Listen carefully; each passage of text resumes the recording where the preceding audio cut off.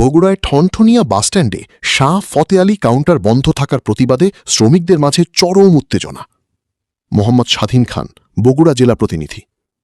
বগুড়া শহরের ঠনঠনিয়া বাসস্ট্যান্ডে দুই পক্ষের পরিবহন শ্রমিকদের মধ্যে চরম উত্তেজনা বিরাজ করছে। দীর্ঘদিন ধরে শাহ ফতে আলী পরিবহনের কাউন্টার বন্ধ থাকার প্রতিবাদে বগুড়া একতা পরিবহনের কাউন্টারও বন্ধ করে দেওয়া হয়েছে বলে জানা গেছে। শনিবার শ্রমিকরা বাসস্ট্যান্ডে অবস্থান নিয়ে বিক্ষোভ করেন এবং সংশ্লিষ্ট কর্তৃপক্ষকে ২৪ ঘণ্টার আলটিমেটাম দেন।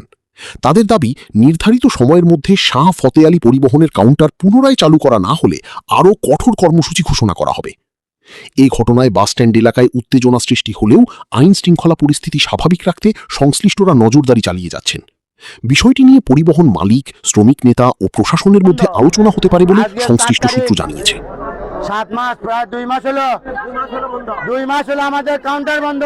কারো কোনো নেতাগারে ভূমিকা নাই। আমাদের ভিতর থেকে আমাদের প্রতিনিধি আসা বললো যে মাননীয় মন্ত্রী এমপি সিরাজ সাহেব উনি নাকি দায়িত্ব নিচ্ছে যে 7 তারিখ পর্যন্ত ইয়া দেরি করার জন্য 7 তারিখের পর আমাদের একটা বিধি ব্যবস্থা করবে। কিন্তু আমাদের একটা দাবি, ওনাদের সব দাবি আমরা মেনে নিচ্ছি, কিন্তু আমাদের দাবি যে 7 তারিখ কেন 10 তারিখ পর্যন্ত লেখ আমাদের আপত্তি নাই, কিন্তু আমাদের বন্ধু সাবধানে বন্ধু থাকবে, ওদেরটা বন্ধু থাকবে।